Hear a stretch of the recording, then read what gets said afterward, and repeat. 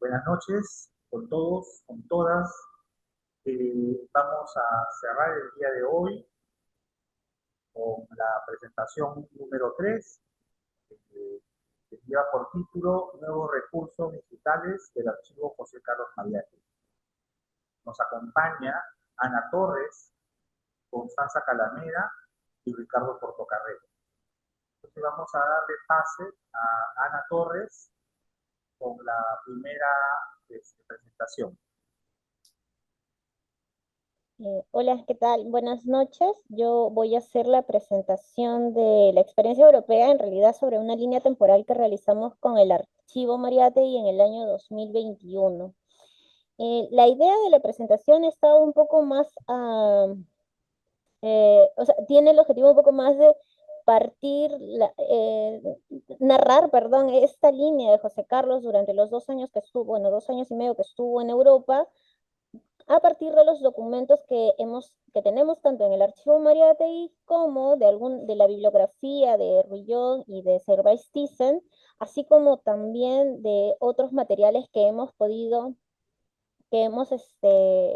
ido encontrando poco a poco en otros acervos archivísticos. Voy a compartir mi pantalla, no sé si tengo, sí, me parece que sí tengo la posibilidad. Eh, ¿Se ve mi pantalla? Espero que sí. Por favor,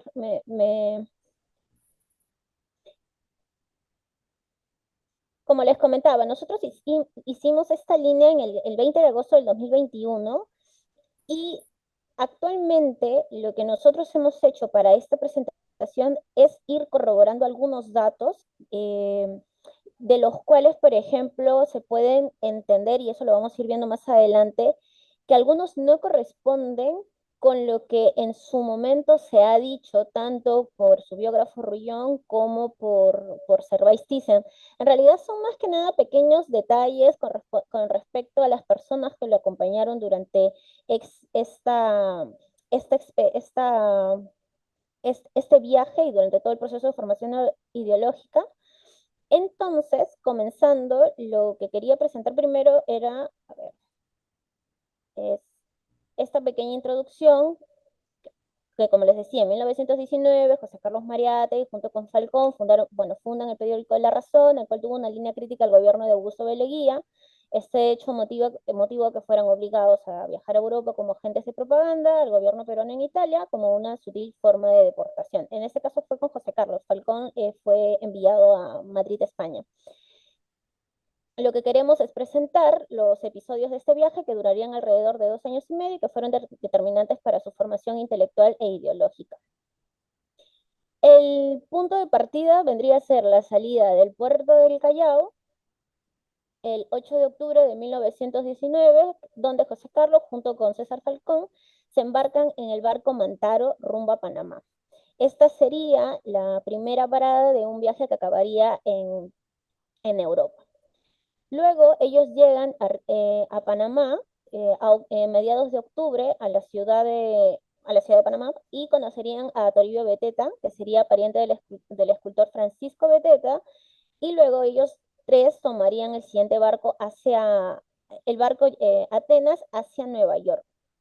Un dato interesante con respecto a este punto es que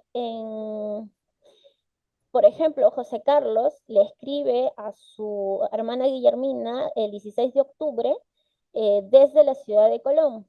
Y en cartas, por ejemplo, actuales que hemos podido encontrar de César Falcón, le escribe desde Kingston el 17 de octubre a su madre, Artemia, diciéndole, o bueno, mencionándole que aproximadamente van a hacer una navegación de 10 días y que que habían ido navegando hacía 10 días y que dentro de 3 días ellos llegarían a la ciudad de Nueva York. Finalmente llegan a Nueva York y José Carlos se alojaría en su departamento debido a que su estadía se tuvo que prolongar por la huelga de los trabajadores portuarios del lugar. Este dato, por ejemplo, también se puede corroborar en varias de las cartas que César Falcón le envía a su madre Artemia, en la que exactamente menciona que su viaje ha sido retrasado por la huelga de los trabajadores del puerto. Durante el tiempo que estuvieron tanto César Falcón como José Carlos en la ciudad de Nueva York, aprovechan para conocer algunas ciudades y unos museos, además de visitar a Isaías de Piérola y al pintor Carlos Bacaflor.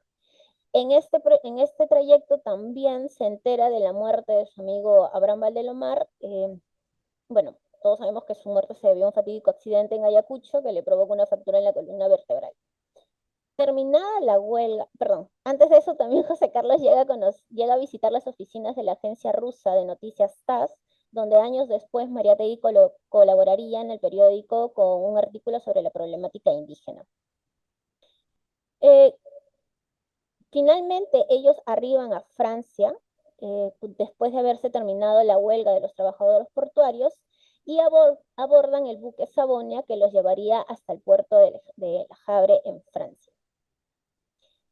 De ahí toman un tren y llegan a la ciudad de París el 21 de noviembre de 1919 y se hospedan en un hotel del barrio latino. Incluso, bueno, lo que se dice es que incluso ellos llegan a visitar el diario de Jamenté, fundado por Jean Jaurès. Es, a ver, quiero estar en sintonía con los otros datos. Bien. Luego, durante su estadía en París, Mariátegui logra entrevistar a Henry Barbullus, fundador de la revista Clarté, y tiempo después mencionaría que esta entrevista no fue fructífera debido a las limitaciones del lenguaje. Algo interesante en esta línea que quería dejar en claro es que muchos de los datos o de las menciones que se han registrado dentro de esta línea temporal están completamente linkeadas a los documentos que dan cuenta de este hecho. Eso es un poco como para verificar que la información o que los datos que hemos tratado de recopilar sean realmente verídicos. Continuando, sin embargo, se encuentran, bueno, justo en este texto, Mariátegui menciona de que este encuentro sirve también un poco para establecer correspondencia y también para que pudieran desarrollar otros proyectos como, bueno, como la revista Mauda y Quincenario Labor. La llegada a Génova se realiza el 9 de diciembre de 1919 y aquí se encontrará con el cónsul peruano Manuel Ortiz de Ceballos, quien le presenta a Víctor Nava. Víctor Nava le recomienda pasar unos días de reposo en la casa de huéspedes el Piccolo Edén, ubicado en la ciudad de Nervi, y en este lugar es donde se dice que José Carlos conoce a Ana Guiape en este lugar. Eso está documentado a través de la biografía del trabajo de la biografía hecho por Rullón, y también lo menciona Servais Thyssen. Acá hay un dato interesante y aquí me voy a detener un poquito con respecto a la ciudad de Pisa. Este dato lo tiene un poco más presentado, si no me estoy equivocando, Servais Thyssen, que menciona que José Carlos se reencuentra con Falcón en la ciudad de Nervi y juntos emprenden el viaje a Roma, y que en el camino realizarán una parada en la ciudad de Pisa, donde asistirán a un meeting obrero. Ahí hay un punto interesante, porque justo haciendo un trabajo de descripción de las cartas de César Falcón, que no las hemos terminado, solamente hemos podido procesarlas desde 1919 a 1921, a inicios de 1921, por ejemplo, hay una carta con fecha del 17 de octubre de 1919, perdón, me estoy equivocando, hay una carta del 15 de diciembre de 1919 en la que Falcón se encontraba en la ciudad de San Sebastián, en la ciudad de España, y que fue, y bueno, primero como para poner en cuenta que estas cartas son enviadas a su madre Artemia, y en ella le cuenta que fue a visitar al doctor Pío Baroja, y que recién va a llegar a Madrid el 17 de diciembre. Luego, en una carta del 1 de enero del 1920, en la que también Falcón le escribe a su madre, menciona que ha llegado a Madrid hace 12 días y que se encontraba con gripe. Por lo tanto, por eso era el motivo de que no lo hubiera escrito durante en esas 2 semanas.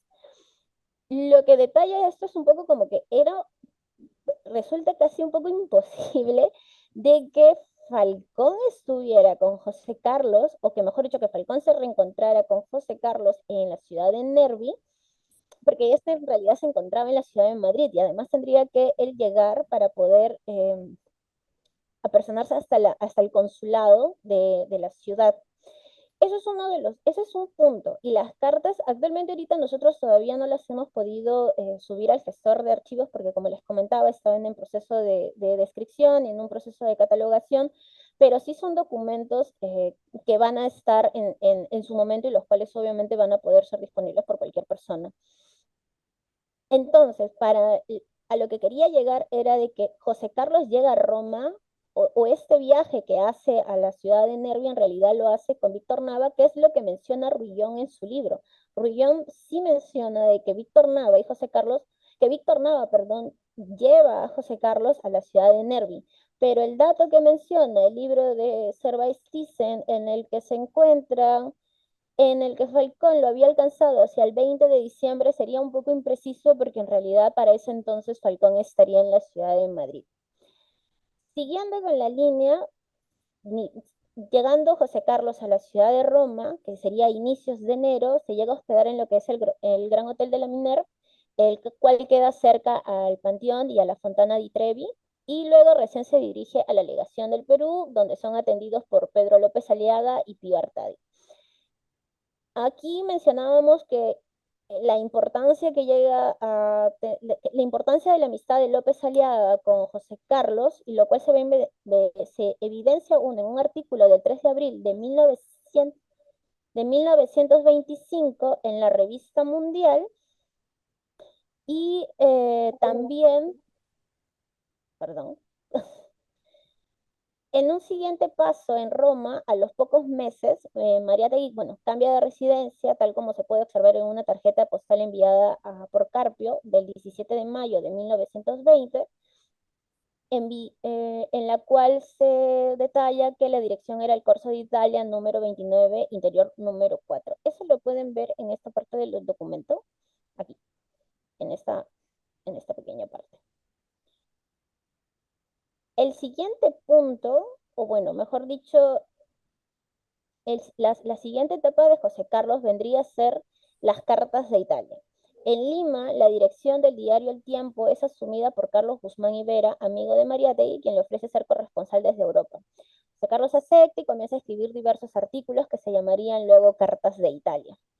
El primer artículo se tituló El problema del Adriático, con fecha del 28 de enero de 1920. Igual que también ese link para que puedan revisar el documento.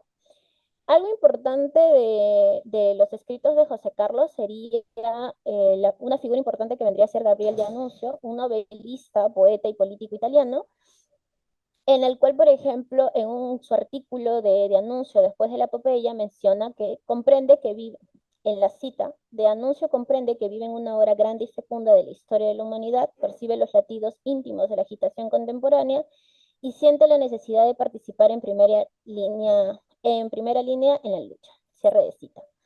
Con los años, sí es cierto también que Mariátegui discreparía de manera abierta con él por sus posiciones ideológicas. Y también es importante mencionar que durante este tiempo en Europa, Mariátegui fue un gran crítico con respecto al ascenso del fascismo.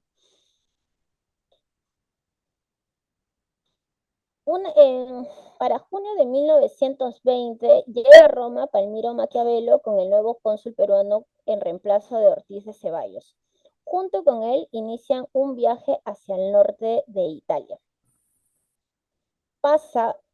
Aquí también quiero, no, está bien. Pasa a la ciudad de Génova junto con Palmiro y aquí Mariátegui aprovecharía para visitar a Ana, aunque su encuentro sería breve ya que partiría hacia Florencia. Este dato también está tomado de los textos de Rullón y de Thyssen. Sin embargo, sí quería dejar en constancia que en realidad se basan podría ser en el testimonio de Víctor Nava, que ese encuentro fuera de esta forma. Pero no hay un documento o alguna carta o algún hecho verídico que realmente esto fuera así posible. Mariátegui llega a Florencia y aprovecha su estadía para afianzar el idioma. En una carta que le envía la poeta peruana Ruth mencionaría, eh, abro cita, me tienes entregado en alma y cuerpo a Florencia. Qué ciudad tan llena de encantos, aún viven en ella Donatello y Miguel Ángel.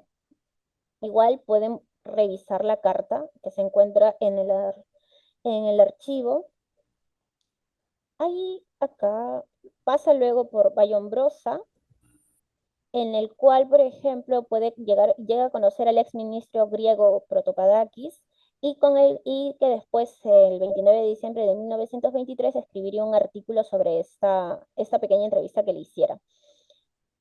Regresa a Florencia y a inicios de agosto deja la ciudad para regresar a Génova, como se puede corroborar, bueno, en la tarjeta postal enviada a la poeta peruana Berta Molina con fecha 3 de agosto de 1920. Mariátegui retorna a Génova para retomar sus labores de periodista y envía a El Tiempo un artículo con fecha 14 de agosto de 1920 titulado Benedetto Croce y el Dante. Mariátegui tuvo una gran deferencia por Croce, a quien mencionaba en muchos de sus artículos, los cuales pueden también ser revisados desde la página. Aquí me voy a detener un poco en lo que hablan sobre la travesía que hacen de Turín, perdón, a Milán y Venecia. ¿Qué sucede acá? Lo que pasa es que tanto la bibliografía de Rullón como la de Thyssen menciona que el viaje se hizo entre Mariátegui, Maquiavelo y Falcón. Particularmente pienso y creo que eso, en el caso de Falcón, podría ser sería improbable, porque también, de nuevo, revisando las cartas de Falcón de 1920, aproximadamente el 2 de noviembre, perdón, el 29 de agosto, se encontraba en la ciudad de San Sebastián. Y ellos mencionan que este viaje se realizó a finales del mes de agosto. Ese sería el primer punto. Luego, el 2 de noviembre de 1920, Falcón está en París para recoger el baúl perdido. Eh, Tanto José Carlos como Falcón, cuando llegaron a París, el baúl con sus pertenencias no había llegado, así que por lo tanto, después de mucho tiempo lo llegan a recuperar y es por eso que él viaja en noviembre para poder recogerlo. Y en una carta recién del 10 de diciembre de 1920, Falcón escribe a su madre desde la ciudad de Roma y le menciona que dentro de poco estará en otras ciudades italianas. Entonces, eso quiere decir que el viaje que hacen entre Turín, Milán y Venecia debe haber sido solamente entre José Carlos y Maquiavelo y no con Falcón, porque si el viaje fue a finales de agosto y Falcón estaba todavía en San Sebastián, es otra vez es improbable en realidad de que pudiera llegar tan rápido o de que pudiera realmente haberse encontrado con ellos. Eso no significa que Mariátegui no hiciera el viaje. Lo que estoy tratando de decir es de que hay a veces hay pequeños datos que no necesariamente calzan con las fechas ni con los momentos exactos en los que tanto José Carlos como César estuvieron juntos. Siguiendo con la línea, bueno, pasa en Turín, los días que estuvieron ahí, bueno, que estuvo él ahí junto para mí, con Maquiavelo, llegan a visitar algunos lugares tanto artísticos y culturales. Mariátegui recordaría en su defensa del marxismo, abro cita, recordaré siempre la impresión que tuve de los obreros cuando me ocurrió visitar las usinas de la Fiat. Sentí en ellos una actitud de dominio, una seguridad sin pose, un desprecio por toda suerte de diletantismo. Cierro cita. El siguiente punto sería Milán. Aquí también otra vez, por ejemplo, la bibliografía menciona de que tanto López Aliaga, perdón, que a través de López Aliaga, Mariátegui y Falcón se contactan con el pintor argentino Emilio Pettoruti en la ciudad de Milán. Eh, Vuelvo a decirte que de repente no necesariamente ha sido Falcón, sino que debe haber sido Palmiro, en esa primera instancia, porque Falcón sí llega a ir a Milán, pero eso sería en los primeros meses de 1921. Eh, la amistad que él desarrolla con Pettoruti se va a ir viendo a lo largo de la vida de José Carlos, y es más, recordaría el encuentro que tuvo con él con la siguiente cita. En un cuarto de hora éramos ya antiguos amigos. La vida quiso esta vez ser lógica, la cual se encuentra en el libro de El artista y la época de 1970 en la página 86. En Milán también visita el órgano oficial del Partido Socialista Italiano Avanti, donde llegan a conversar con Serrati, director de la mencionada publicación, y en su artículo titulado Roma Polis Moderna, publicado en Mundial el 3 de julio de 1925, menciona a Milán como abro cita, tiene características físicas de una urbe occidental, gran industria, proletariado. Milán es un núcleo de civilización capitalista. Milán es el ombligo y el motor de la vida económica de Italia. Cierro cita. Pasa por la ciudad de Pavía, en la cual, bueno, visita el monasterio Cartujo de la Certosa, y esto puede ser corroborado porque en su artículo El paisaje italiano diría que se detuvo a almorzar gustosa y parvamente en el lugar. Luego pasa por Padua antes de llegar a Venecia, desde donde le escribe a su hermana Guillermina con fecha del 20 de agosto de 1920, agradeciéndole por el saludo de su cumpleaños del 14 de junio. El siguiente punto sería Venecia, a los cuales llega a finales de agosto, como se puede corroborar por la carta que le envía a su cuñado Modesto Cabero Mariátegui, del 29 de agosto de 1920. Llega a Venecia y son recibidos por el Partido Socialista Italiano, liderado por Palmiro Togliatti. En una carta enviada a su amigo Ricardo Martínez de la Torre con fecha del 5 de septiembre de 1929, le diría, abro cita, Venecia es la ciudad más bella del mundo. José Carlos retorna a Génova, casi un mes de haber estado en Venecia, y los tres amigos, bueno, aquí también, otra vez, los tres amigos decían regresar a Génova. Si bien pueden encontrar que algunas partes de esta línea no han sido todavía corregidas, es porque justo lo que queríamos demostrar con el trabajo que se han venido realizando durante este tiempo es un poco dar a conocer esa contraparte de lo que de lo que se ha venido trabajando a partir de otras fuentes, y un poco como hacer una autocorrección o como una manera de, de no ocultar aquello que en algún momento, por ejemplo, se habría hecho de manera equívoca. Luego, bueno, otra vez, tanto en la biografía, se menciona que Mariátegui aprovecharía su estancia en Génova para visitar a Ana Chiappe en la ciudad de Nervi, y que visitaría también a dirigentes obreros de Génova y toma contacto con los trabajadores del primer puerto marítimo de Italia. Finalmente, regresa a la ciudad de Roma en los primeros días de octubre, donde se reencuentra con su amigo César Falcón. Esto también no quiere decir que se encontrarían en octubre, porque Falcón estaría aproximadamente recién en Roma, puede ser en los inicios de diciembre, o sí, en las primeras 2 semanas de diciembre de 1920. Bueno, voy a avanzar un poquito más porque esto lo pueden ir revisando en la siguiente parte. Mariátegui regresa a Roma y se reencuentra con César Falcón, con quien trabaja de manera activa en la preparación del próximo Congreso Nacional del Partido Socialista Italiano, que se celebraría en la ciudad de Livorno en 1921. Y esto también puede ser corroborado con la carta del 2 de enero de 1921, donde Falcón le menciona a su madre que se encuentra en la ciudad de Florencia, y que en la subsiguiente iría a Milán y Livorno. Desde la ciudad de Livorno también le escribe a su madre. Lamentablemente, les diría que en este momento esas cartas todavía no las hemos terminado de procesar, solamente puedo mencionar todos los datos hasta enero de 1921, pero sí lo que se daría a entender es de que recién José Carlos con Falcón se volverían a ver hasta finales de 1920, y no necesariamente como se ha mencionado que ellos hicieran este viaje por Turín, por Milán y por Venecia. Ese viaje lo realizaría posiblemente o solo lo realizaría con Palmiro. Lo más probable es que haya sido con Palmiro.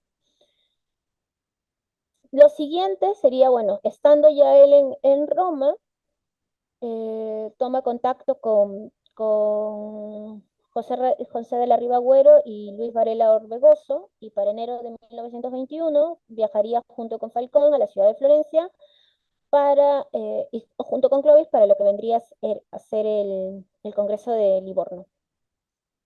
Llegan a Florencia, se reúnen con el escritor italiano Giovanni Papini, logran también conversar con el conde Mihaly Karolyi, el expresidente de la República de Hungría, de quien Mariátegui también hablaría en una de sus conferencias en la Universidad Manuel González Prada, a la que titularía La escena húngara. La conferencia también puede ser revisada y leída y descargada desde el link que se encuentra en la plataforma. Se realiza, el, el Congreso Nacional del Partido Socialista del 15 al 20 de enero, en las cuales Mariátegui y Falcón asisten, y uno de los resultados de este evento sería el nacimiento del Partido Comunista Italiano. Mariátegui reportaría todos estos acontecimientos del Congreso en su artículo El cisma del socialismo, que se publicó en el diario El Tiempo el 12 de junio de 1921. Luego del Congreso, Mariátegui decide regresar a la ciudad de Nervi para encontrarse con Ana, y es aquí donde deciden vivir juntos a pesar de la negativa de la familia de Ana. Igualmente, vuelvo a mencionar que estos datos relacionados a la forma en que José Carlos con Ana Quiape se encuentran son tomados de la bibliografía tanto de Rullón como de Thyssen. Pasan por la cortina de Ampeso, luego a la ciudad de Frascati. Durante el tiempo que estuvo en Frascati, él llega a escribir en su artículo La Casa de los Ciegos de la Guerra, fechado en junio de 1921, diría, abro cita, el paisaje es un paisaje de égloga, de epopeya y de tarjeta postal iluminada. Vuelve a Roma junto con Ana y se viven en lo que sería la vía Firenze 43, interior 9, escala sinistra, según una tarjeta postal que le envía César Falcón del 12 de agosto de 1921. Para esto sí es preciso mencionar que César Falcón esta se encontraba en París en ese momento. Estando en Roma, luego también llega a vivir en la Villa Bertini, en la propiedad de la famosa actriz del cine mudo Francesca Bertini, y que Arturo Orsores alquilara como residencia para la legación del Perú. Esa parte de la Villa Bertini también puede ser corroborada con la carta enviada por Osores a José Carlos, y que también pueden ser revisada en el archivo. Luego, finalmente, se mudan a la vía de la Escrofa 10, interno 5, entre octubre y noviembre de 1921. Está documentado que en este lugar es donde pasaría su estadía más larga, al menos 7 meses, y donde nace su primer hijo, Sandro Tiziano Romeo Mariátegui Quiape. Cabe mencionar, y no quiero dejar pasar, que para esto su primogénita Gloria María había nacido, eh, y ahí hay unos pequeños datos, porque en el libro de Thyssen se menciona que José Carlos, estando en el barco, eh, recibe también la noticia del inminente nacimiento. Y luego menciona que a través de un cablegrama del 17 de noviembre de 1919, José Carlos se enteraría del nacimiento de Gloria María. José Carlos le escribe una carta a Victoria Ferrer el 24 de enero de 1920, donde le menciona que está enterado del nacimiento de su hija Gloria María. El cablegrama del 17 que se menciona en el libro de Thyssen, nosotros hemos tratado de ubicarlo, pero no lo tenemos, no lo hemos podido ubicar, en el archivo no se encuentra. Sin embargo, no quería dejar pasar de que José Carlos sí tenía conocimiento de su hija y de que se hizo cargo de ella a partir de ese momento. Si revisan algunas cartas que tenemos de Victoria en el archivo, puede darse cuenta que José Carlos enviaba, lo que sería la pensión para su hija. Continuando, continuando con la travesía de José Carlos en Italia, para inicios de 1922, José Carlos, en compañía de Artemio, junto con Pío Artadi y Gulda, visitan la Plaza de San Pedro para presenciar la elección del Papa Pío 11. Y sobre ese acontecimiento, Mariátegui escribiría un artículo Humo Blanco, Habemos Papam, publicado en el diario El Tiempo, el cual no fue incluido en las cartas de Italia, pero que sí puede ser visto actualmente, creo, en el último libro de Servais Thyssen, que me parece que lo compila. Luego, su partida de Roma, bueno, uno era debido a las redadas fascistas, decide uno abandonar Roma e instalarse en Génova. Aquí se pone a disposición del consulado peruano que estaba a cargo de Palmiro. Otro dato también no solamente viene a ser de las redadas, sino también que el Estado peruano quita la subvención en realidad que se les estaba dando a los, bueno, tanto a José Carlos o a César Falcón que se encontraban fuera, lo cual hace que obviamente su regreso a Perú sea inminente, ¿no? Entre el 19 de abril y el 19 de mayo del 1922 se realiza la Conferencia Internacional Económica de Génova, la cual asisten José Carlos junto con César Falcón. Esta conferencia tenía como objetivo intentar reconstruir el sistema financiero de los afectados por la Primera Guerra Mundial. Su participación de Mariátegui en la conferencia es súper importante porque puede llegar a entrevistar a diversos representantes y especialmente con la delegación rusa. En este evento conocería a Julio Álvarez del Valle, periodista y político español, de quien escribiría en su artículo En Rusia a los 12 años. Abro cita, Álvarez del Valle es un maestro en el arte del reportaje, pocos como él en el periodismo hispánico saben moverse tan expertamente en el escenario europeo en torno de los más grandes debates y los más conspicuos temas. Su recorrido en Europa, y aquí voy a terminar, porque los demás datos estoy convencida de que muchos de ustedes ya los conocen y además que los pueden revisar en la página, porque estoy un poco volando en el tiempo y quiero dejar a Constanza y a Ricardo para que sigan con sus presentaciones. Eh, este, Mariátegui tramita su regreso ante Arturo Sores, su retorno al Perú, ya que el Estado, bueno, como les mencionaba, recortó los sueldos de los funcionarios diplomáticos, lo cual hace que Mariátegui pusiera fin a lo que les mencionaba anteriormente. El tiempo que pasara en este país fue importante en su formación como pensador y como periodista, además de que estudia muy de cerca la organización de los movimientos obreros, la formación de los partidos políticos, la organización obrera y, lo más importante, el ascenso del fascismo. La línea es bastante extensa, como pueden darse cuenta, y en las siguientes tres etapas son un poco más el recorrido que hace José Carlos por Múnich, perdón, por París, por Múnich, por Baviera, por Viena, en Budapest. Este viaje sí lo realiza junto con César Falcón, que al enterarse, por ejemplo, José Carlos, de que no podía regresar en la fecha indicada, decide visitar otros países. Le menciona a Falcón y los dos se embarcan en este itinerario. Las pocas cartas que tenemos de Falcón de 1922 y de 1923 sí detallan sobre, esta, sobre este viaje que él realizara.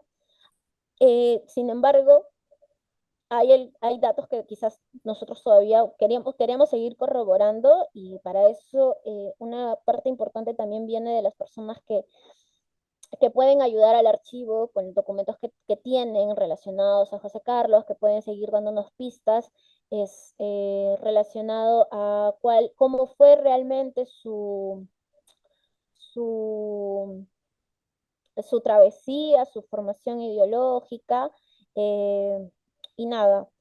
Quiero cerrar aquí, o sea, quiero terminar acá porque, como les digo, la línea la pueden encontrar en la página de web del archivo, que es www.mariategui.org. Pueden encontrar la experiencia europea de José Carlos, la pueden encontrar también en otros idiomas, tanto en inglés como en francés.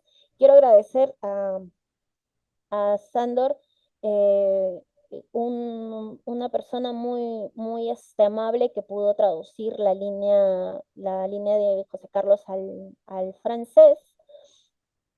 Y por último, mencionar que todo el trabajo que se ha realizado a través de fuentes, se han tratado de constatar las fuentes, todo lo que pueden encontrar ahí está linkeado a los documentos tanto del archivo, no solamente del archivo, están hacia otros documentos primarios de otros archivos a los cuales también hemos revisado, y algo que también dejamos en cuenta mucho es que muchas de las fotografías que se han utilizado también se piden los permisos necesarios a los archivos y mencionamos también las fuentes de donde han sido extraídos.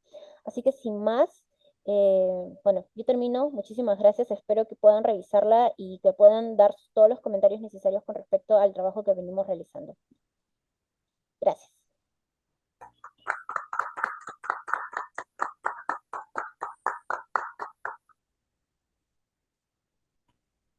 Continuando con el archivo José Carlos Mariátegui, y ahora tenemos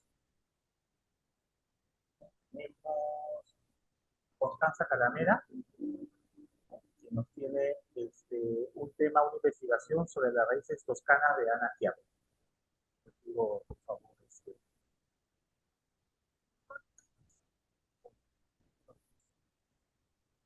Tengo una presentación en PowerPoint, si pudieras.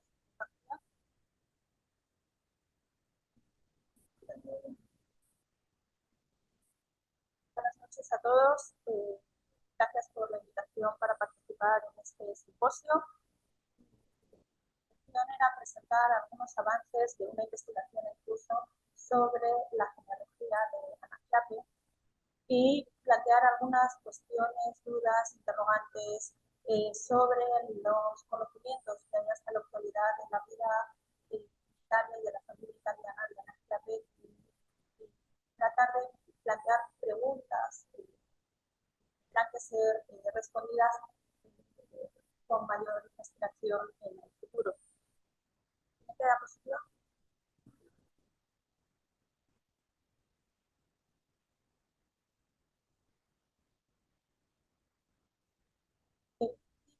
José Carlos sobre Ana Chiappe en La vida que me diste. Renací en tu carne cuatrocentista como la primavera de Botticelli. Tus rurales colores de doncella de Siena fueron mi primera fiesta. Y ahora que estás un poco marchita, un poco pálida, sin tus antiguos colores de Madonna toscana, siento que la vida que te falta es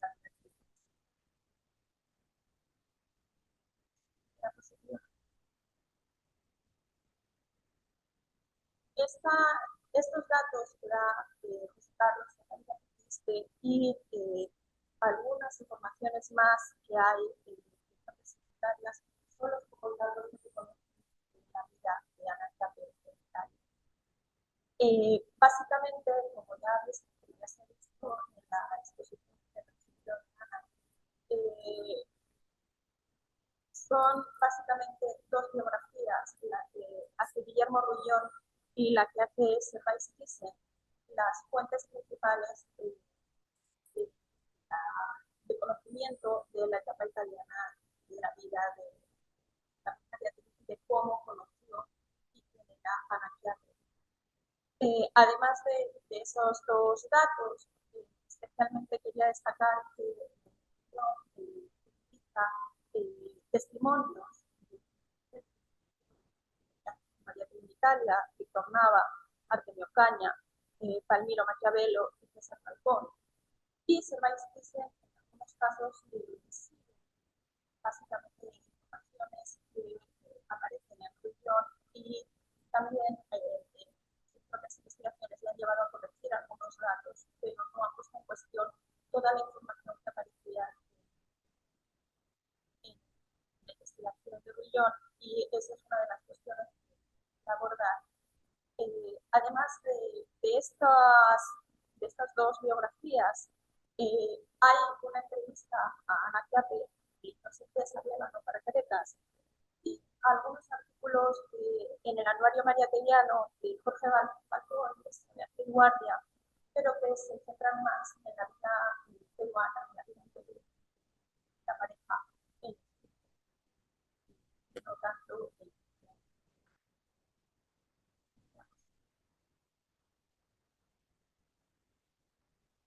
lo primero que hay que mencionar es que, como ya habíamos visto en la sesión anterior con esta Los datos que arrojan las biografías tanto de Villon como de sobre la vida italiana de Carlos Maria Pili son contradictorios. No solo la parte que expuesto Ana también nos hace plantear dudas sobre las investigaciones y sobre los datos que se recogen, sino que también la parte que he trabajado yo sobre Ana Chiappe también podría ponerse o revisarse más en profundidad, aclarar algunas cuestiones contradictorias que no están plenamente asentadas en todas las fuentes, ¿no? El primer y más interesante dato que es bastante contradictorio es cómo se conocieron.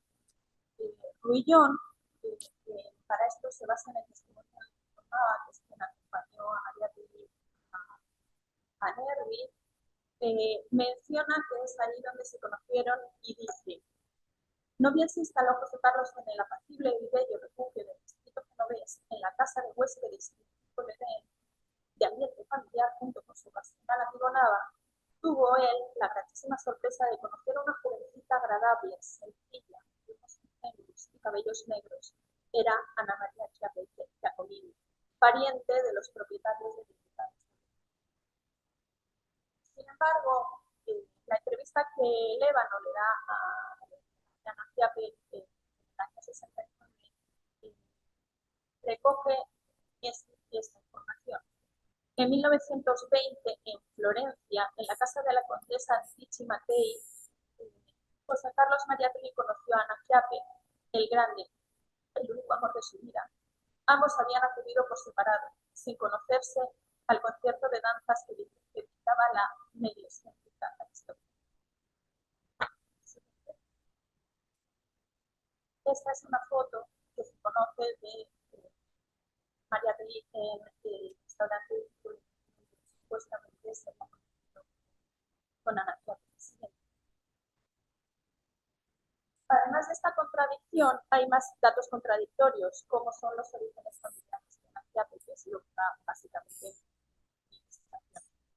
Dice Ruillón: era huérfana de padres y sus hermanos también habían sucumbido durante la guerra. Procedía de Siena, centro ubicado al sur de Toscana, a unos 70 kilómetros de Florencia. Se ganaba la vida modestamente trabajando de hospedera al lado de sus tíos. Añade también Ruillón que Ana frisaba a los 18 años de edad. También menciona la oposición que sus tíos y sus tías tenían a los amores de Ana con el huésped extranjero. Servais Thyssen sigue esta información de Ruillón y él dice que se conocieron en Nervi y que Ana era huérfana de ambos padres. Y sí corrige el lugar de nacimiento y aporta la fecha. Ella nació en Luca el 26 de octubre de 1898, con lo cual en 1820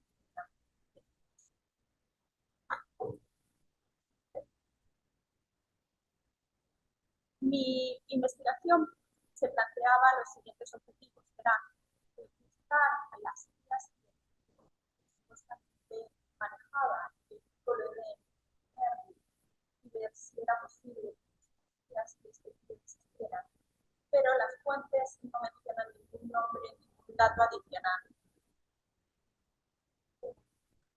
Y cuando las búsquedas fueron negativas, extendí un poquito la investigación a conocer más sobre los orígenes familiares y el contexto de universitaria de Ana Chiappe. Para las fuentes que he utilizado han sido principalmente las partidas de nacimiento, matrimonio y que están en Utah, en los que están en las que consultar a través de los portales en línea de National de partidas de nacimiento italianas ordenado y manejado por el Estado italiano para buscar a los estados y personas que quieran pedir la nacionalidad italiana. Y también la página de Patricia.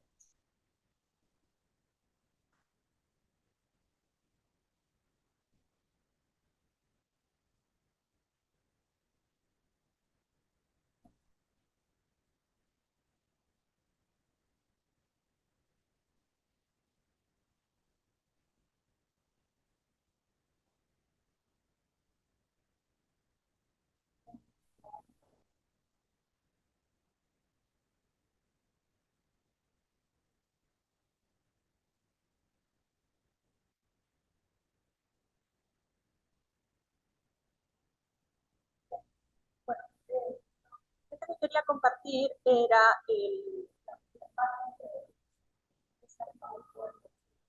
voy a seguir hablando mientras tanto. Si regresa el PowerPoint, iba a mostrar una imagen en grande del avance que ha habido en la diapositiva 8, el lado hasta el momento de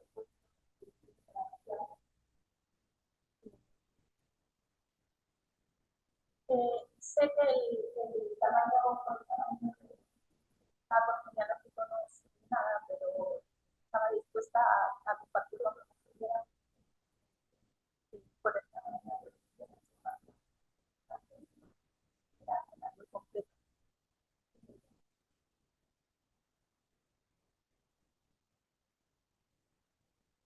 Este es la alineación de padres, abuelos y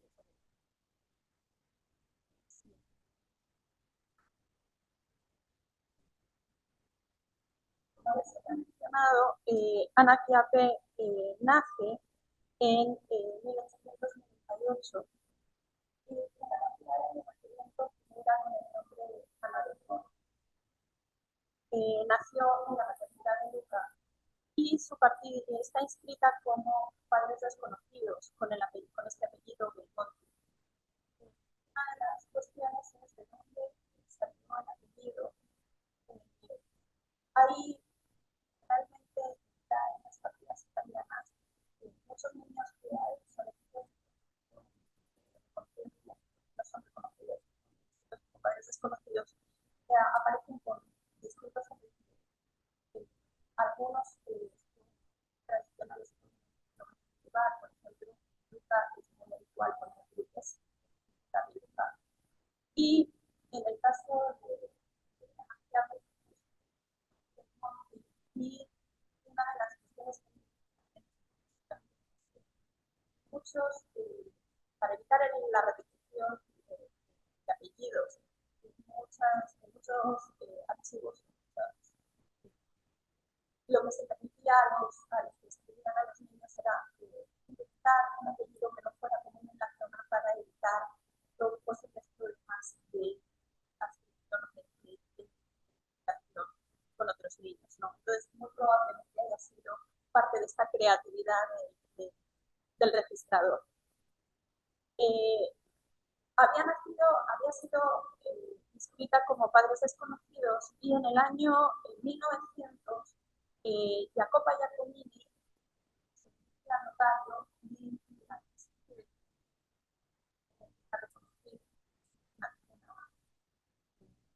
ante notario para el reconocimiento y luego este reconocimiento de la partida registral en el año 1904.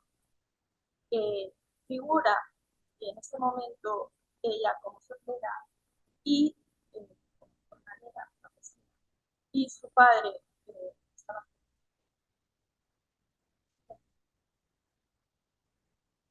Esta es la partida del nacimiento de Ana Belmonte y de Ana Chiappe. Luego figura en la parte de la izquierda el nombre y figura también como el oficial de registro ha anotado como hija de Domenico Chiappe y la por matrimonio en el año 1900.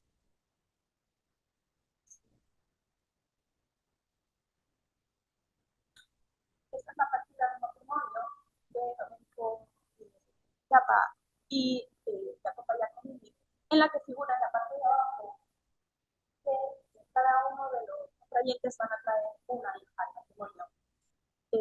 Genovesa, hija natural de Domenico, y Ana, hija reconocida, hija natural de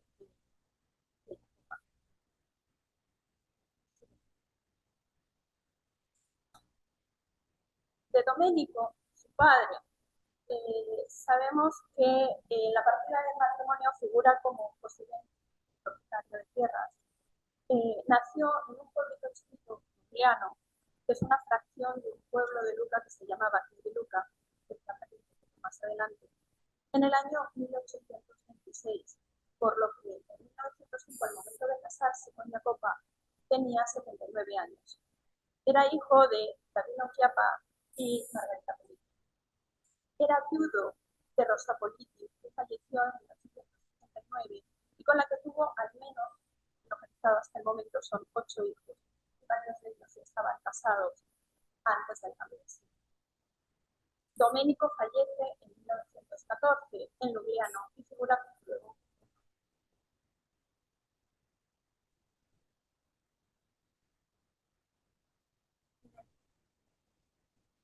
de Jacopa.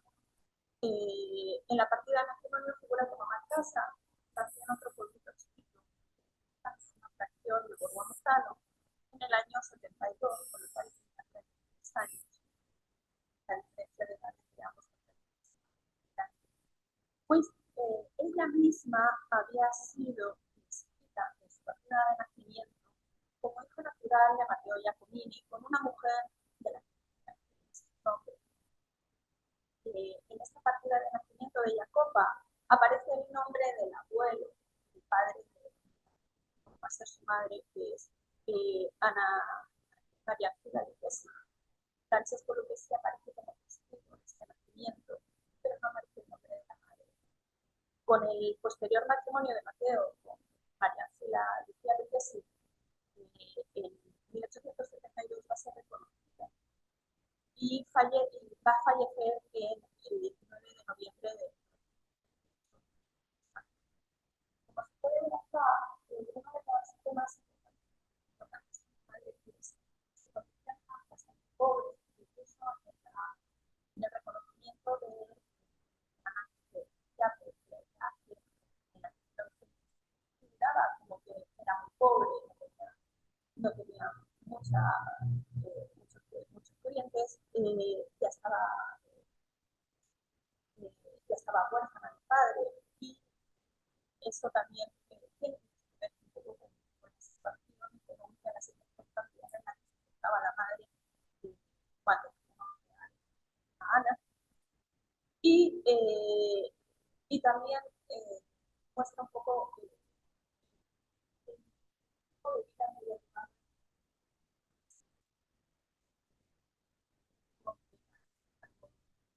de Ana y pueden explicar también por qué tuvo que dejar a Ana en la maternidad desde el principio.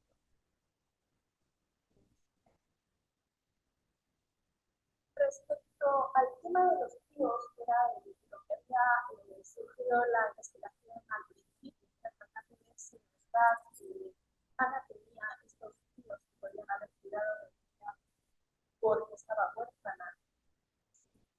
Vemos lo que he mencionado antes, de que Jacopa murió en 1928 en la partida de obviamente sepa que estuviera huérfana en los 20. Pero si nos tenemos a la idea de que ella era huérfana de padre y estaba viviendo con unos tíos, la idea era tratar de rastrear con los tíos.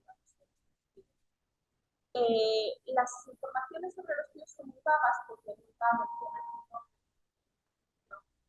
Y solo entonces busqué en manos de cualquiera de los padres. De Jacopa solo encontré un hermano que se llamaba Mateo en el año 2000. Domenico tuvo bastantes hermanos, pero todos eran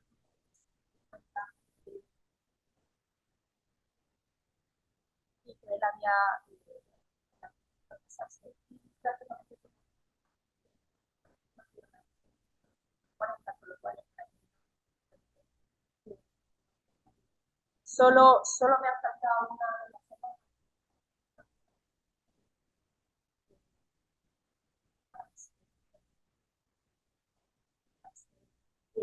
Esa, esa tía que cuidara de ella.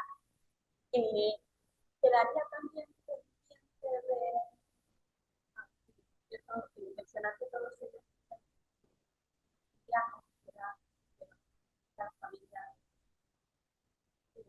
y no ninguno de ellos figura en Netflix.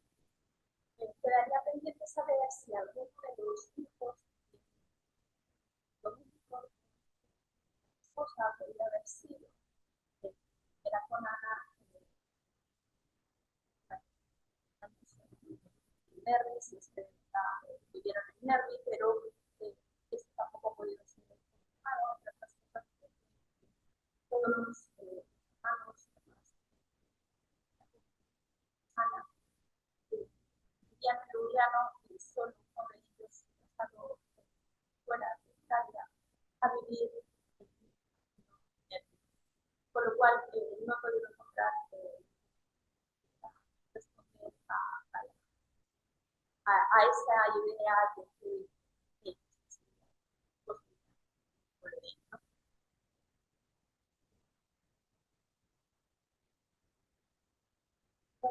bien, teniendo en cuenta esto, traté de extraer también a los abuelos y esa información interesante que creo que voy a ir avanzando más rápido para no extenderme mucho más y que ya está avanzada la hora. Básicamente, tanto los abuelos maternos vivían en Cosagna, en esta pequeña estación de Borgo a Mozzano que nació su padre, era el principal sitio del cantón. Y obviamente, como ya había mencionado,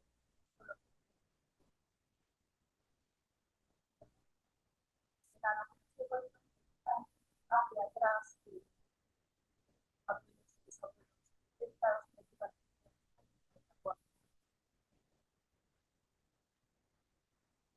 padres de Domenico Chiapa, Davino y Margarita Politi, un pueblo pequeño,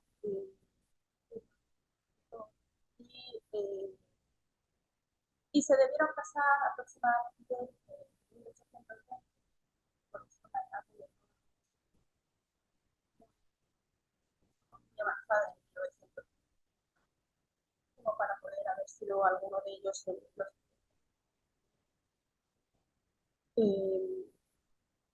y de ellos todos habían fallecido antes del cambio de siglo para organizar su partida.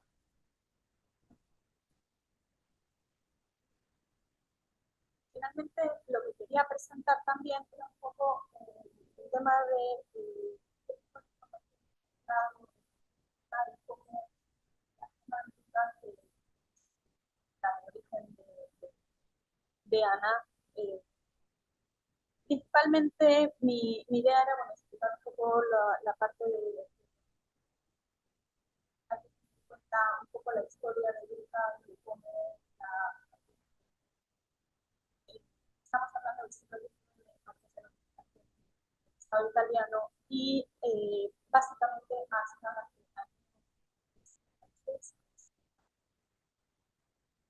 el, el registro italiano, las partidas son bastante más estudiosas, porque la organización de los archivos ha variado.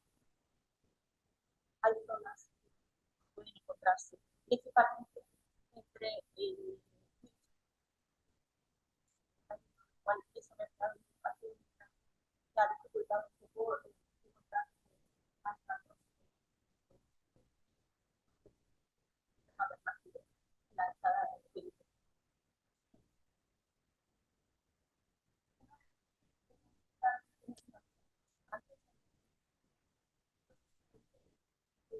ni siquiera hay libros de partidas completas, así que de resúmenes, hay de del patrimonio o Rosa que es la primera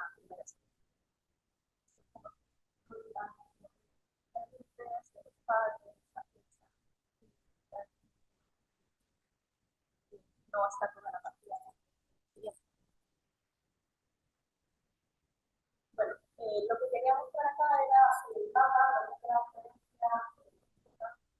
dónde están los que son los pueblos grandes a los que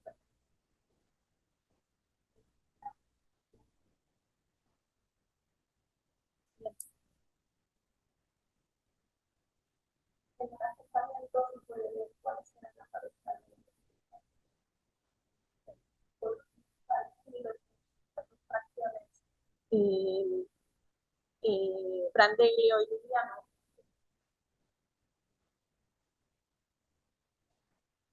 y cosas padre de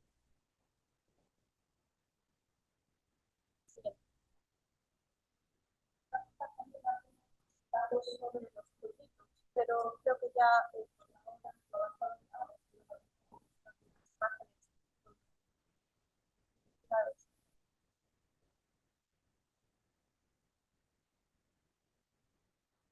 Sí,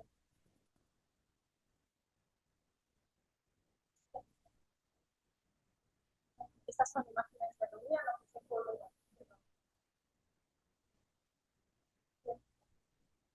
Brandelio y perdido. Estas eran las imágenes de los distintos la familia. Finalmente, la última imagen que es la de Ana de Roma para terminar.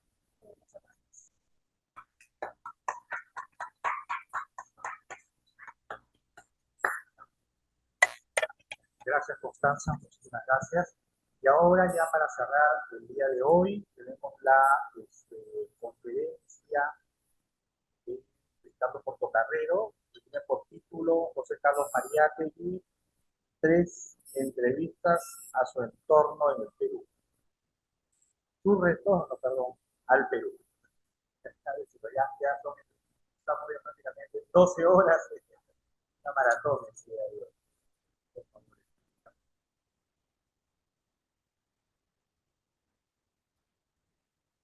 ¿Aló, aló? A ver.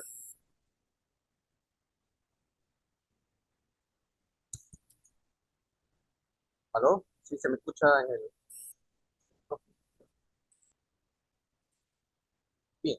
Eh, nuevamente, estoy aquí. Voy a tratar de ser sintético, cosa que la gente que me conoce sabe que estoy mintiendo descaradamente. Bueno, esta mesa tiene como objetivo, como han señalado Ana y Constanza, presentar algunos de los trabajos de investigación y desarrollo que venimos realizando en el archivo José Carlos Mariátegui, y cuyos trabajos de investigaciones se van poco a poco publicando de manera gratuita, ¿no es cierto?, en la web correspondiente. Lo que yo quisiera resaltar con lo que voy a presentar ahora es, en parte, bueno, hacer una pequeña conferencia, pero a la vez mostrar las posibilidades que da el archivo José Carlos Mariátegui a través de su web para poder investigar más a profundidad la vida y obra de José Carlos, como han visto, la de la propia de Ana Chiappe, y con el tiempo se viene preparando un material sobre César Falcón y otros personajes, ¿no? Y la idea, bueno, creo que algo que queda claro con las presentaciones que se han hecho antes de la mía, es que no tenemos ninguna intención, pues, de defender el canon, ¿no?, las versiones oficiales, sino que mostrar con pruebas, con datos, con documentos, ¿no es cierto?, cuestionar esos, digamos, que se repite constantemente, y renovar la investigación sobre Mariátegui y todos aquellos que de otra manera formaron parte de su vida, ¿no? En segundo lugar, también es en mi caso, para llamar la atención acerca de la tremenda importancia que tienen, sobre todo en la última década, el desarrollo de los trabajos respecto al patrimonio documental y sobre todo a la digitalización de dicho patrimonio documental, que es tremendamente importante, sobre todo en un país donde, bueno, país no, en el mundo ocurre, pero en el Perú bastante, ese patrimonio en general, no solo documental, ¿no?, sino arqueológico, etcétera, está siempre amenazado por el saqueo y por la comercialización de dicho material. En ese sentido, también quiero mostrar que lo que la digitalización viene colaborando y contribuyendo al trabajo del archivo, pero a su vez, obviamente no como un trabajo, no creo decir que hacemos un excelente trabajo con nosotros solos, sino mostrar cómo la página del archivo se ha enriquecido gracias a la contribución y al trabajo de investigadores y de otras instituciones que poco a poco nos han ido aportando material que hemos incorporado en la web, ¿no? Obviamente señalando los orígenes del documento, los orígenes del material que publicamos, ¿no? Es algo tremendamente importante. La primera diapositiva, por favor. Por ejemplo, mi presentación trata sobre las tres entrevistas que Mariátegui concedió a su llegada a Lima entre marzo y mayo de 1923. Pero antes de eso quiero hacer una primera parte acerca de los meses, los últimos 6 meses de la presencia de Mariátegui en Europa y particularmente en Alemania, ¿no?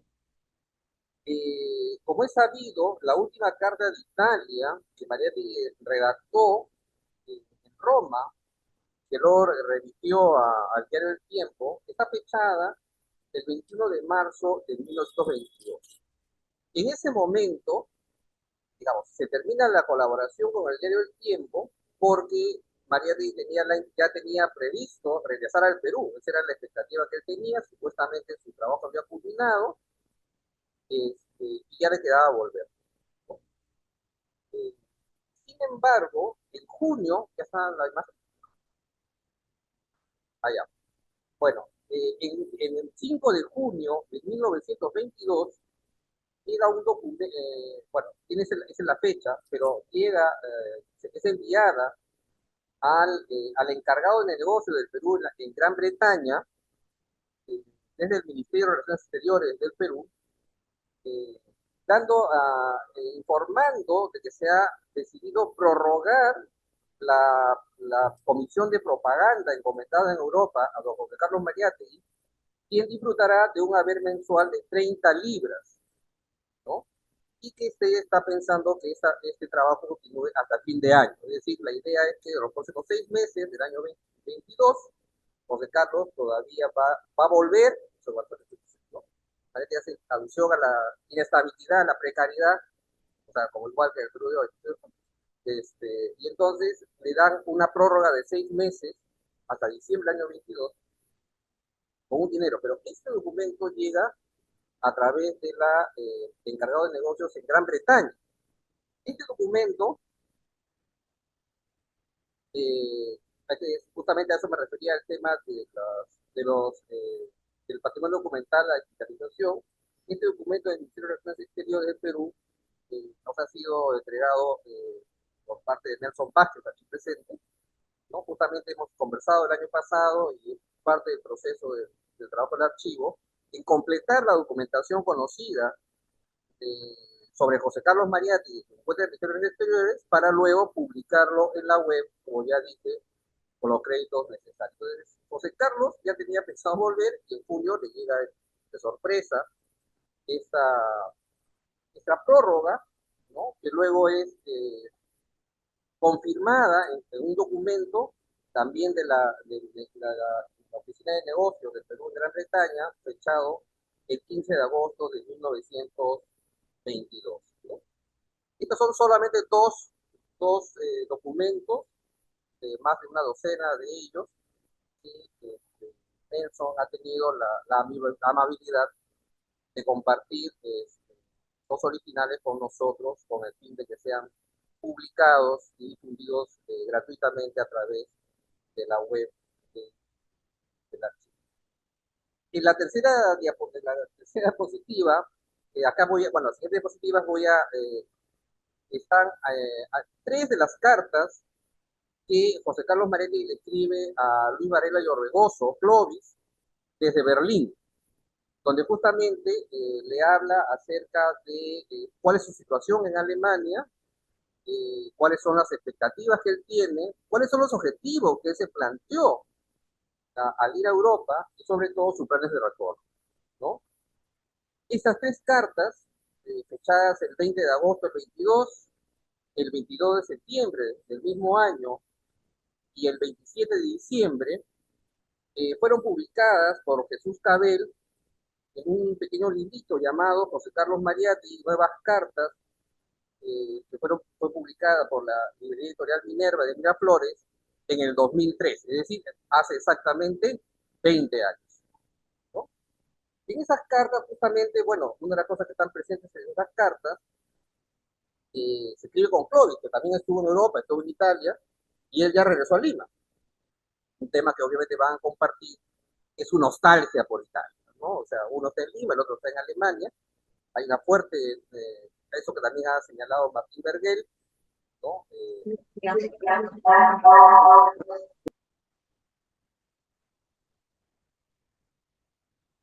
Pero en estas cartas también aparecen otras cosas importantes que tienen que ver relación justamente con las entrevistas que voy a comentar más adelante. Una de ellas es que justamente plantea casi literalmente, ¿qué página?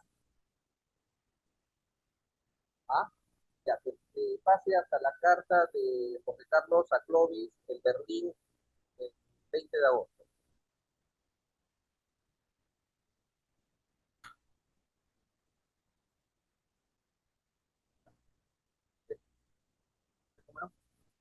Número 5, ¿no? Que prácticamente repite literalmente lo que va a decir en una de las entrevistas que concedió a su retorno y también que va a mencionar en, como señaló Eduardo Cáceres en la inauguración de este simposio, en el artículo sobre César Falcón, la novela de César Falcón, ¿no? La idea de que Viena está moribunda, luego continuará Berlín y luego todas las otras metrópolis de esta maravillosa europea burguesa, ¿no? Entonces, esta idea de la decadencia de Europa, la decadencia de Occidente, también conversamos algo con Martín hace un momento, está presente en estas cartas. O sea, no solo está presente en los artículos que vamos a ver, no solo está presente en las entrevistas, sino también en las cartas que José Carlos escribe, ¿no? Y ahí es donde justamente menciona el haberse enterado de su reposición, pero con una salvedad, también algo muy peruana, ¿no? O sea, le recortan el salario.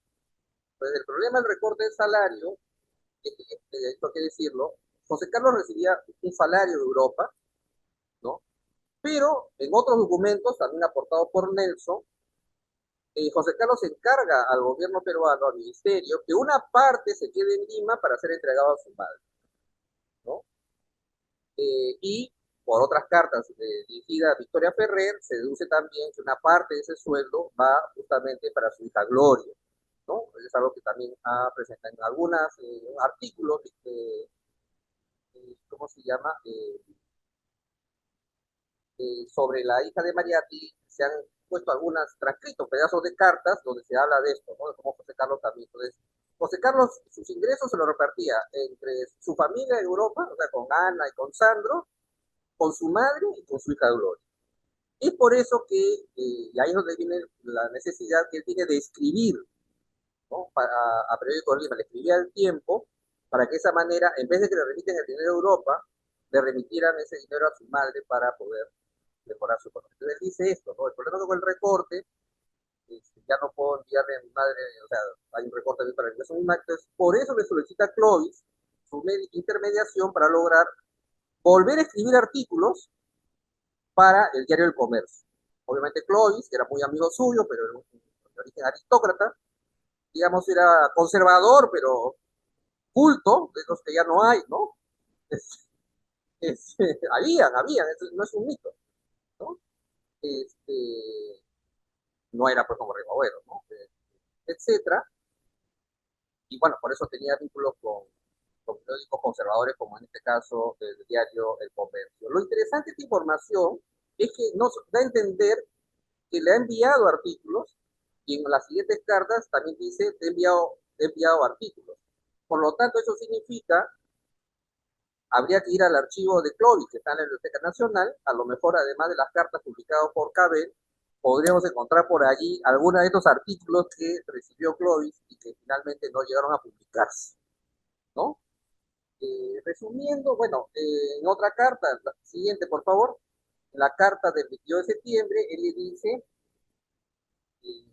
que bueno, que viajó a Alemania por razones de estudio y economía.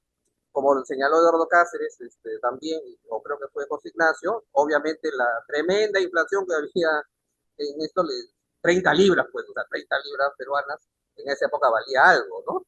Entonces, efectivamente, tanto es así que la siguiente carta, él menciona que pensaba ir a Inglaterra. Es una cosa interesante, ¿no? Él dice, ya había separado, la 27 de diciembre, había hecho la separación de un alojamiento en Inglaterra, un Seymour le llama él, pero que luego justamente, debido pues a los recortes, finalmente no pudo concretarse. Es interesante, o sea, no solamente no pudo ir a Rusia, sino que pudo ir a Inglaterra. Interesante hubiera sido haber visitado el barrio del Soho, ¿no? Al barrio obrero donde Marx había vivido, quizás, seguramente habría visitado su tumba en Londres, ¿no? Entonces, pero esta última carta termina con algo muy interesante, ¿no? Que creo que cabe la pena citar, ¿no? Hemos discutido mucho, conversado mucho sobre el tema de por qué se fue, o sea, cómo aceptó viajar, el pago de verdad, ¿no? Eso lo hemos conversado varias veces. Y él lo dice, ¿no? Él dice, eh, mi temporada en Alemania ha durado bastante.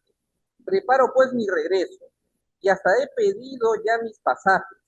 Usted sabe que vine a Europa con finalidades de estudio y que nunca he pretendido incorporarme a nuestra burocracia diplomática o consular, donde los cargos son tan inestables y precarios.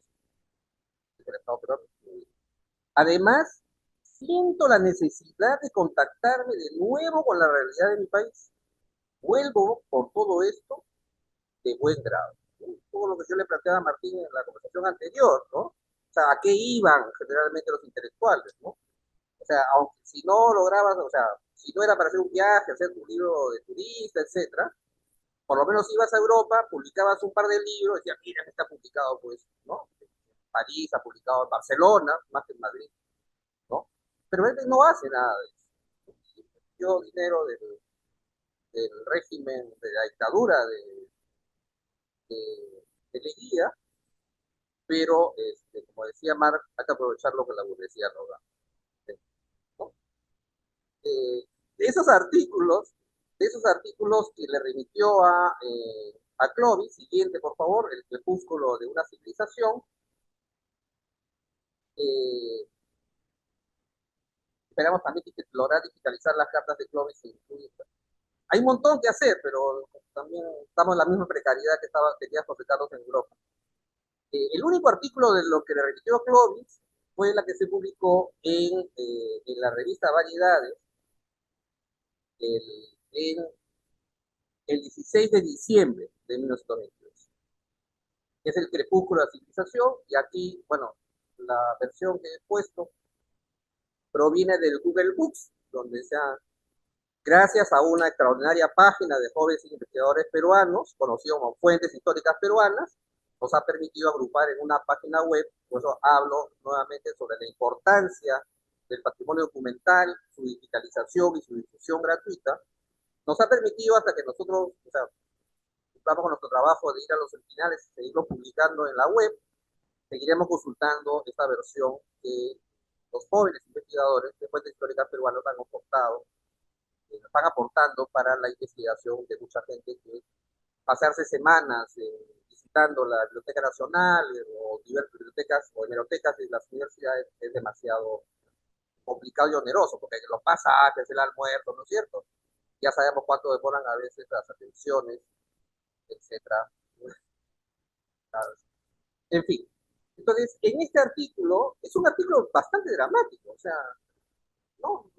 Vuelvo a la mesa inaugural, o sea, la imagen que nos da de Europa, porque no solamente recorre Alemania, sino Francia, Italia, etcétera, Austria, es pues la idea del fin de Europa.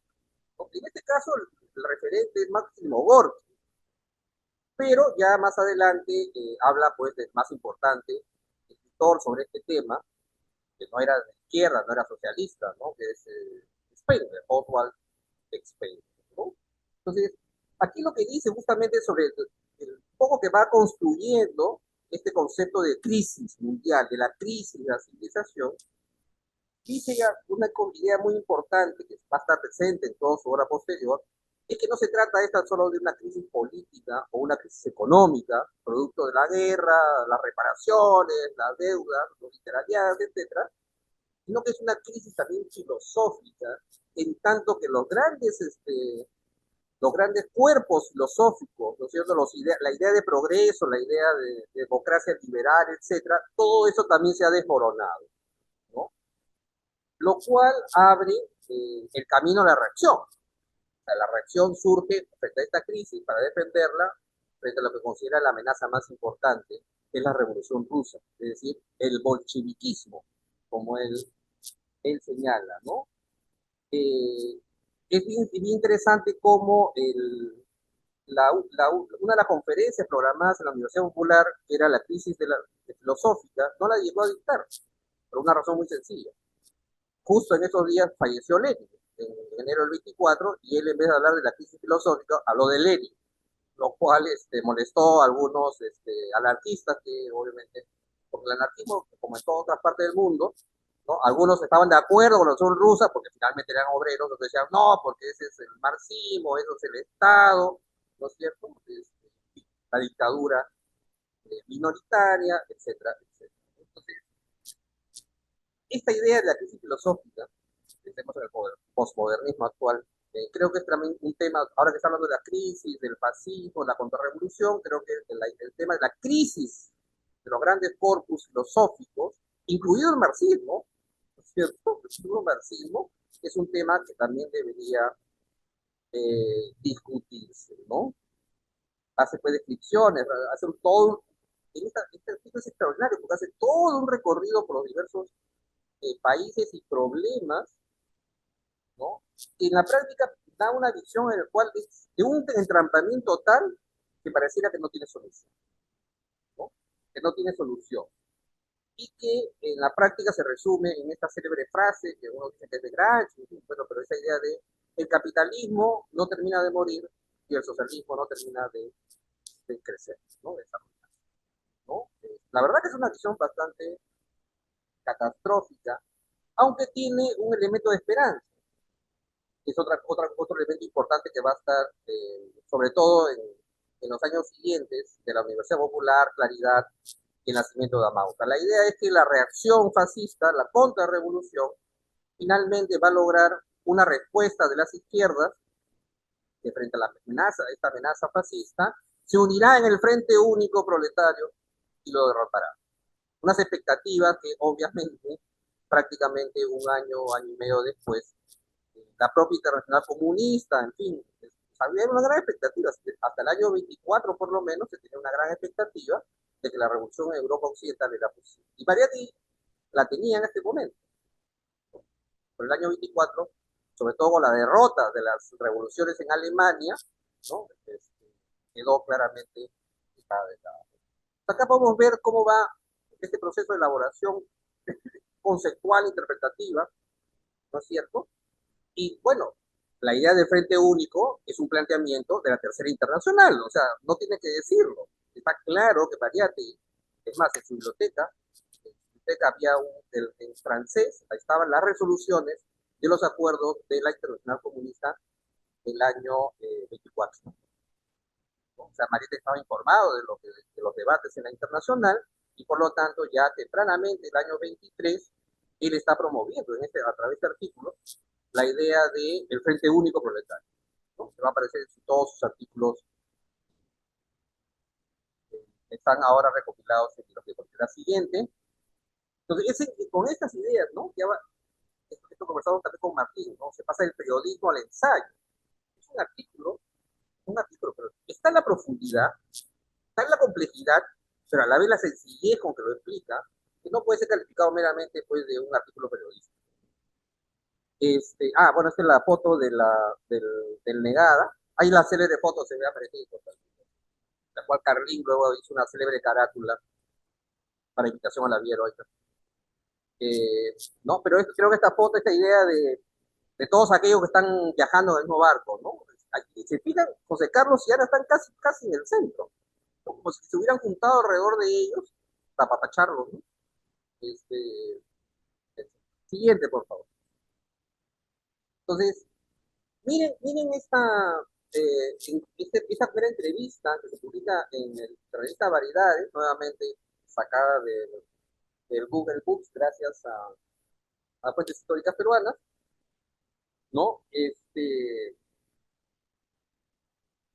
Había una idea muy extendida, que efectivamente Mariátegui, bueno, había una parte, había una versión extendida de que decía Mariátegui se ha vendido al negrismo, pero había otra mitad, digamos que lo querían más, que pensaban que Mariátegui efectivamente había ido a Europa a formarse.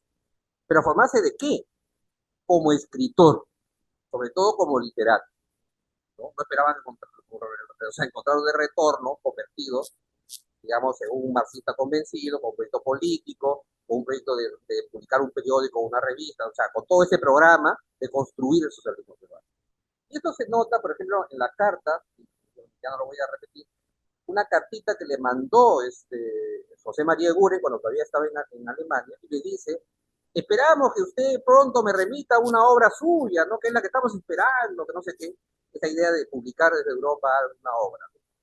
Pero cuando uno lee las preguntas que le hacen en estas instantáneas, son mayormente preguntas sobre el arte, la literatura, la música, etc.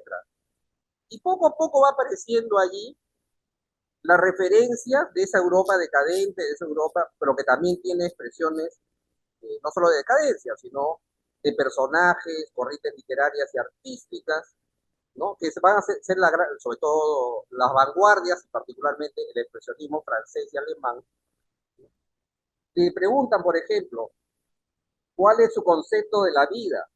Dice, esta es una pregunta metafísica, y la metafísica no está de moda, eso es típico de Juan Proleter, ¿no?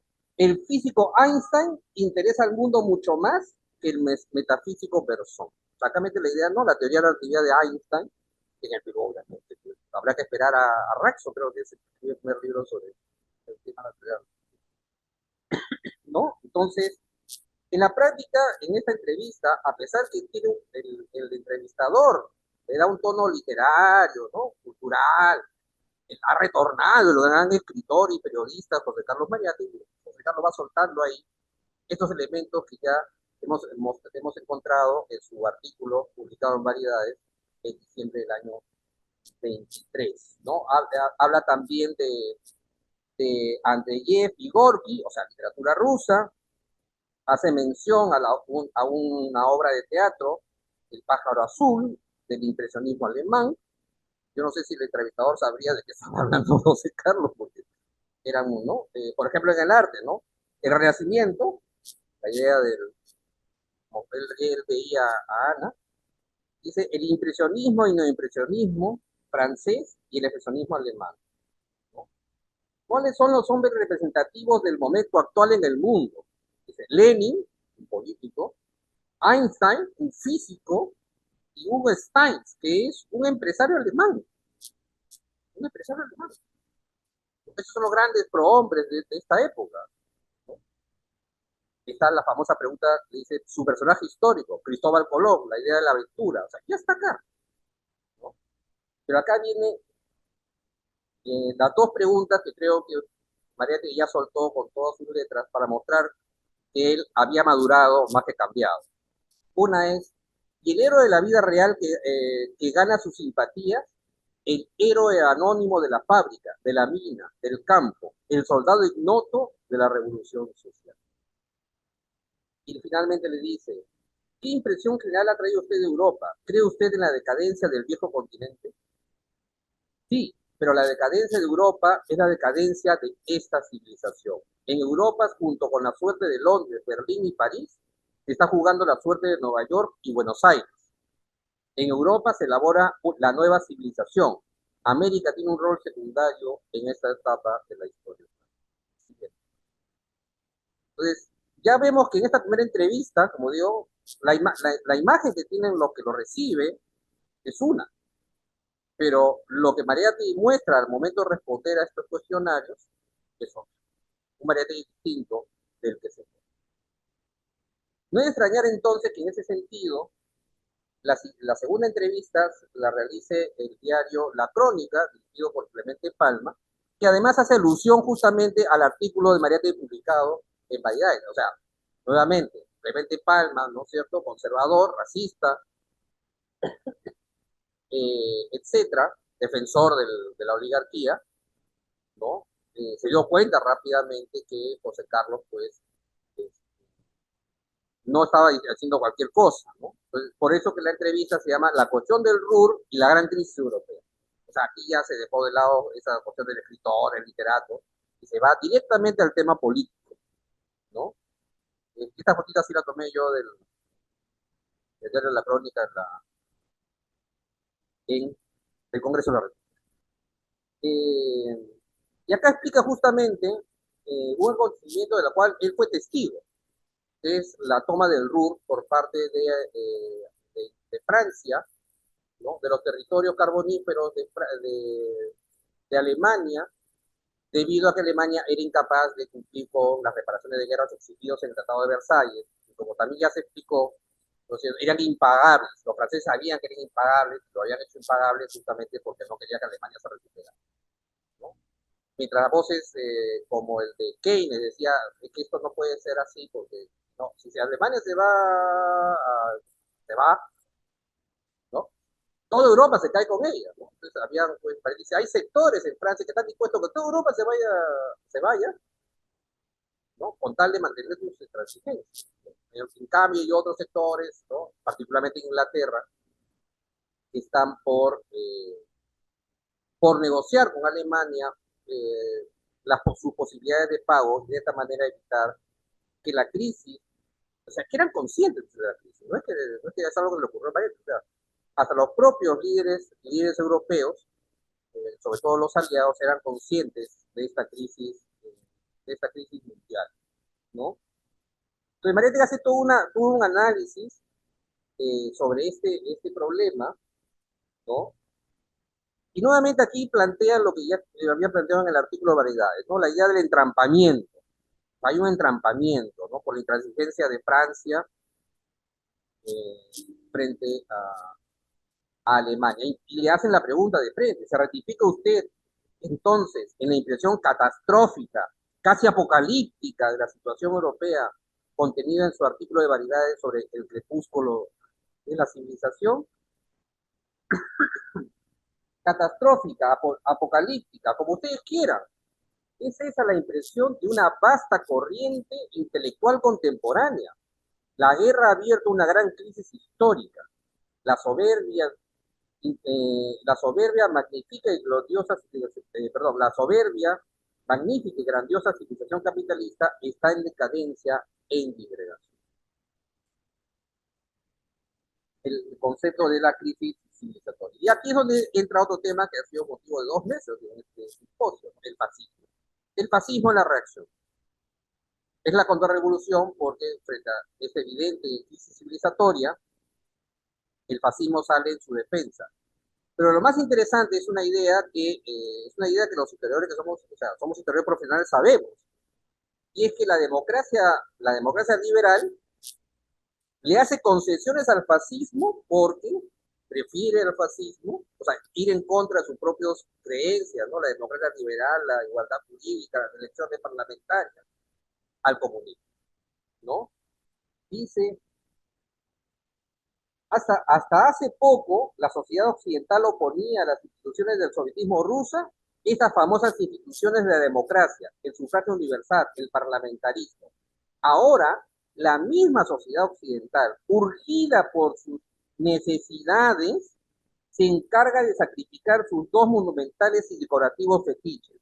Con eso no hace sino abreviar su propia vida, ¿no? Pero cuando vemos, por ejemplo, cómo acá en el Perú, frente a estos grupos de extrema derecha, ¿no es cierto? Y todos, hay grupos violentos, etcétera, la prensa, ¿no? Ciertos partidos políticos, hace concesiones, ¿no es cierto? Las fuerzas de represión las toleran. Estamos repitiendo un patrón. Es bastante claro que frente al supuesto peligro del comunismo, están dispuestos a tolerar a estos grupos de extrema derecha con tal de preservar la democracia. Y hay sectores liberales que no quieren llamar las cosas por su nombre justamente porque prefieren tolerar esta situación a que se corre el peligro de que la situación cambie. Se está repitiendo, pues, nuevamente, como decía, los planteamientos de Mariátegui, aún en estas entrevistas, nos sirven de referencia para esta discusión tan relevante. En fin, y para terminar rápidamente, justamente la última entrevista en la revista Claridad, número 1, de mayo del 23, justamente cuando va a ocurrir la famosa protesta del 23 de mayo, que va a llevar justamente a la ruptura del movimiento social formado por obreros y estudiantes con respecto al régimen de Leguía. Bueno, pero era así. O sea, la Universidad Popular tenía un local que le había dado el régimen de Leguía, ¿no es cierto? La reforma universitaria, el Congreso del año 20 fue con el apoyo del régimen de Leguía, etcétera. Bueno, eso se acabó. En esta entrevista todavía no ha comenzado su conferencia, porque recién, o sea, él recién ha vuelto, luego está tomando contacto, pero vemos cómo a través de estas entrevistas se pasa de la idea de un Mariátegui escritor, literato, poco a poco va transitando, ya no solamente como un pensador, ¿no? Sino también como un político vinculado a la clase obrera, ¿no? Entonces, en este número se publica el programa, o sea, ya se ha hecho el acuerdo. Uno dicen que fue Aya La Torre, otro dice que fue un dirigente obrero, en fin. Pero lo cierto es que José Carlos, en este contexto, Nelson mañana nos va a hablar también, en estas mismas fechas, Mariátegui que participa de la inauguración, López Aliaga. Pues el mes de mayo es muy interesante, ¿eh? Es muy interesante. Juntando las diversas presentaciones, vamos a cosas interesantes, ¿no? Y entonces, justamente, Claridad, que en ese momento todavía se definía como una revista de estudiantes, ¿no? Vocera de las universidades populares, ¿no? Justamente le pide que explique el proceso que ha llevado a esta situación en Europa. Y aquí Mariátegui hace algo interesante, ya no se queda en la coyuntura que es la de la toma del RUT, sino que hace una interpretación desde la guerra, desde la Primera Guerra Mundial. Dice, sí, dice, todo comenzó porque cuando estalla la guerra, está hablando principalmente de Italia, la burguesía necesitaba la neutralidad socialista. Entonces, para lograr su apoyo a la guerra del socialismo, tuvo que hacer concesiones, lo cual significó que el Estado tuviera que intervenir más en la economía y, en cierta manera, socializar ciertos servicios o ciertas actividades económicas. Y entonces, claro, el socialismo, ¿no?, planteó la posibilidad de que se podían lograr cosas a través de esta negociación y estos pactos con la burguesía italiana, ¿no? Pero, claro, había siempre un sector intransigente. Pero terminada la guerra, la burguesía quería volver al liberalismo clásico, o sea, todo lo que las concesiones que había hecho. ¿Se acuerdan cómo en los años 70 la práctica da origen a la crisis petrolera y luego al neoliberalismo cuando, después de varias décadas de estado de bienestar, políticas económicas keynesianas, la burguesía dijo ya, y sobre todo cuando cayó el muro de Berlín y toda la Unión Soviética, dijeron, ya para qué hacemos más concesiones, y totalmente pues ya no hay enemigos, ya te hemos ganado. Y empezó toda esta ola neoliberal. Bueno, acá pasó un lo mismo. O sea, terminó la guerra, ya la cosa estaba más o menos establecida, Entonces, ¿para qué seguimos con la concesión del proletariado? Y eso llevó justamente a la emergencia de sectores intransigentes, que obviamente se refiere al Partido Comunista Italiano y otros partidos, a Rosa Luxemburgo, etcétera, que desde el principio sostuvieron que se trataba de una guerra imperialista y que por lo tanto estas concesiones de la burguesía eran pasajeras y por lo que había que luchar era por la revolución, ¿no? Y ese es el proceso que él explica en esta entrevista. Estoy abreviando bastante por el tiempo, ¿no? Nuevamente hace alusión, pues, al fascismo como reacción, y nuevamente aquí plantea, que es algo que él va a insistir en su conferencia en su Universidad Popular, inclusive lo continuará insistiendo hasta el fin de sus días, aunque la Internacional Comunista hubiera cambiado la política de Frente Único por la de clase contra clase.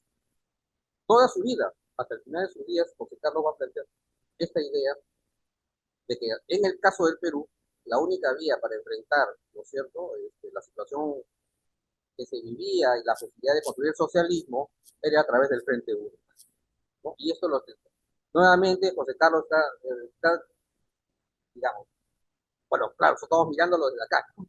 Él lo miraba en ese momento y claro, estaba entusiasmado. Dice, una política reaccionaria causará finalmente la polarización de las izquierdas, provocará la fusión de todas las fuerzas proletarias. La contraofensiva capitalista hará lo que no ha podido hacer el instinto de las clases trabajadoras, el Frente Único. Entonces, creo que estas tres entrevistas, que no han sido publicadas juntas, particularmente la del RUR, creo que no está incluida todavía en las obras completas. La primera que leí fue hace años en un folletito publicado en el año 75 que recopilaba artículos y esta entrevista, ¿no? Creo que es importante no solamente recuperarlas, sino también tratar de hacer, yo he hecho una lectura bastante rápida y superficial para un poco promover el debate, la discusión, pero creo que también una tarea que hay que hacer es hacer nuevas lecturas ordenando, ¿no es cierto?, sobre todo cronológicamente, los escritos de José Carlos para dejar de hacer interpretaciones atemporales genéricas que supuestamente, ¿no es cierto?, se aplican de manera abstracta. Esta es, pues, en cierta forma, el trabajo que venimos realizando en el archivo José Carlos Mariatti. Quiero terminar invitando a todas aquellas personas que tengan material, información o documentos que nos puedan aportar al archivo, y particularmente un llamado a aquellos que puedan tener una colección completa de la revista Clarín, porque tenemos un número 1 incompleto, creo que el 5 y el 6, o sea, nos faltan una colección completa de Claridad para poderla digitalizar y ponerla al acceso de todos ustedes. Muchísimas gracias.